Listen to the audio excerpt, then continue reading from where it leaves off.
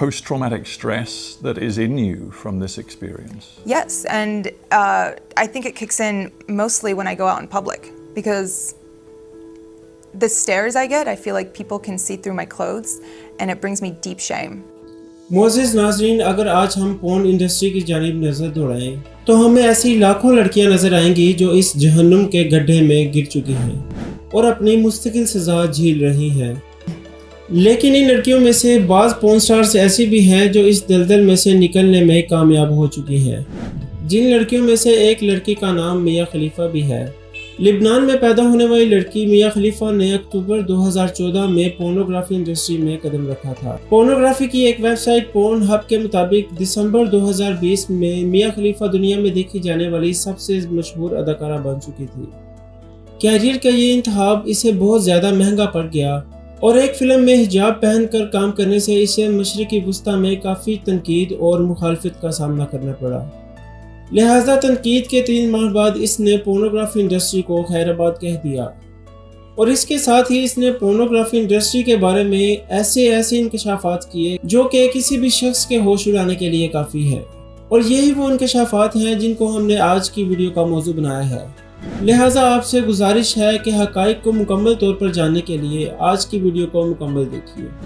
ناظرین گرامی، پورن انڈسٹری کو خیر آباد کہنے کے بعد میاں خلیفہ نے BBC کو ایک انٹرویو ریکارڈ کروایا جس میں وہ بتاتی ہے کہ سب سے پہلے مجھے ماڈلنگ کی آفر ہوئی تھی، اور جس نے مجھے ماڈلنگ کی آفر کی تھی اس نے کہا کہ آپ دکھنے میں بہت زیادہ خوبصورت لگتی ہیں جس کی وجہ سے آپ کو ماڈلنگ کرنی چاہیے. اور اس نے مجھے ایک اور بڑی آفر دیتے ہوئے کہا کہ آپ کو ماڈلنگ چھوڑ کر فحش فلموں کی طرف آ جانا چاہیے کیونکہ آپ کو اس میں بہت زیادہ فائدہ ہوگا، کیونکہ فحش فلموں میں آپ کا ٹائم بھی بہت کم لگے گا اور آپ کو پیسہ بھی بہت زیادہ ملے گا. اس انٹرویو میں میاں خلیفہ بتاتی ہے جب بھی وہ کسی کو اپنے جنگل میں پھنسانا چاہتے ہیں تو وہ سب سے پہلے اس کو ماڈلنگ یا کمرشل کی آفر دیتے ہیں، اور پھر آہستہ آہستہ آپ کی برین واشنگ کر کے آپ کو فحش انڈسٹری میں پھینک دیا جاتا ہے. میاں خلیفہ نے بتایا کہ میں پیسوں کی لالچ میں آ کر ان کی باتوں میں آ گئی تھی اور میں نے فحش فلموں کے لیے اپنی رضامندی ظاہر کر دی. اس کے بعد جب انہوں نے مجھ سے ایک کانٹریکٹ سائن کروایا اور کانٹریکٹ سائن کرنے کے بعد انہوں نے مجھے $12,000 دیے.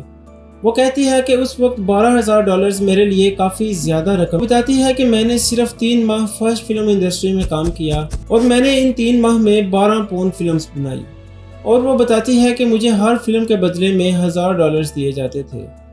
اور میاں خلیفہ اپنے انٹرویو میں آگے چلتے بتاتی ہیں کہ جب یہ لوگ آپ سے کانٹریکٹ سائن کرتے ہیں تو یہ آپ کو ایک ایسا کانٹریکٹ پیپر دیتے ہیں جس پر ایسی انگلش لکھی ہوتی ہے کہ کوئی بھی شخص اس انگلش کے بارے میں سمجھ نہیں سکتا. وہ بتاتی ہے کہ جب میں نے یہ کانٹریکٹ سائن کیا تو اس وقت میری عمر صرف 21 سال تھی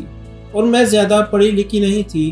جس کی وجہ سے میں نے جلدی میں یہ کانٹریکٹ سائن کر دیا. اور وہ بتاتی ہے کہ کانٹریکٹ سائن کرنے کے بعد جب میں اس اندھیر نگری میں داخل ہوئی تو آہستہ آہستہ مجھے بہت سی باتوں کا احساس ہونے لگ گیا. اور وہ کہتی ہے کہ میں نے دل میں سوچا کہ میں چھپ کر یہ کام کرتی رہوں گی اور کسی کو پتہ نہیں چلے گا، کیونکہ میرا تعلق لبنان سے ہے اور وہاں کے لوگ اس فحش انڈسٹری سے اتنی نفرت کرتے ہیں جس کی کوئی حد نہیں. اور وہ کہتی ہے کہ مجھے اندازہ بھی نہیں تھا کہ میری ویڈیوز اتنی وائرل ہو جائیں گی اور پوری دنیا میں پھیل جائیں گی. اور وہ کہتی ہے کہ اس طرح میں اتنی مشہور ہو گئی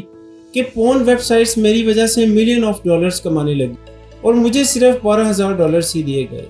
اور میاں خلیفہ بتاتی ہے کہ جب میں اس انڈسٹری کے بے حس اور ظالم لوگوں سے تنگ آ چکی تھی تو میں نے اس فحش فلم انڈسٹری کو خیر آباد کہنے کا فیصلہ کر لیا. اور وہ کہتی ہے کہ اس کے بعد میں ویکیپیڈیا سے لے کر ہر جگہ گئی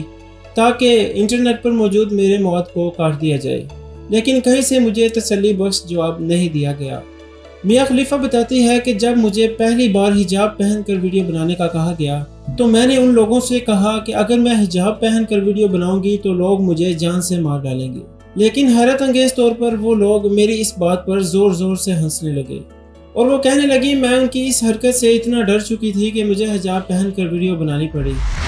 اور اس دن سے آج تک یہ ویب سائٹس میرے نام پر لاکھوں ڈالرز کما رہی ہیں، لیکن مجھے ان میں سے صرف $12,000 ہی دیے گئے اور میں نہیں جانتی کہ کب تک یہ ویب سائٹس میرے نام سے پیسے کماتی رہیں گی. اور میاں خلیفہ مزید بتاتی ہیں کہ یہ ویڈیو بنانے میں 12 سے 14 گھنٹے لگ جاتے تھے اور مجھے ایسے طریقے سے فحش کرنے کو کہا جاتا تھا جس کے بارے میں سن کر میری روح کانپ جاتی تھی، لیکن وہ مجھ پر اتنے غالب آ چکے تھے کہ میں ان کو کسی بھی طریقے سے انکار نہ کر پاتی۔ اور ان سب باتوں سے زیادہ خطرناک بات یہ تھی کہ اس فحش فلم میں جو کچھ دکھایا جاتا ہے اس کا حقیقت سے کوئی بھی تعلق نہیں،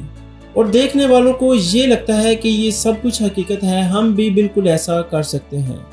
لیکن چونکہ یہ سب کچھ جھوٹ پر مبنی ہوتا ہے، اس لیے ایسا کرنے والے شوقین افراد کبھی کامیاب نہیں ہو پاتے اور ان کا گھر تباہ ہو جاتا ہے۔ اور وہ کہتی ہے جبکہ اب میں خود بھی کسی عام انسان کی طرح زندگی نہیں گزار سکتی، میرے ماں باپ مجھے چھوڑ چکے ہیں،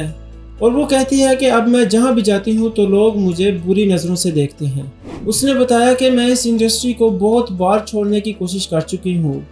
لیکن یہ لوگ اتنے طاقتور ہوتے ہیں کہ کسی کو اپنے چنگل سے نکلنے نہیں دیتے۔ کہ اس فحش انڈسٹری کے خلاف بغاوت کرنے میں میاں خلیفہ کے علاوہ لینا روڈز کا نام بھی شامل ہے،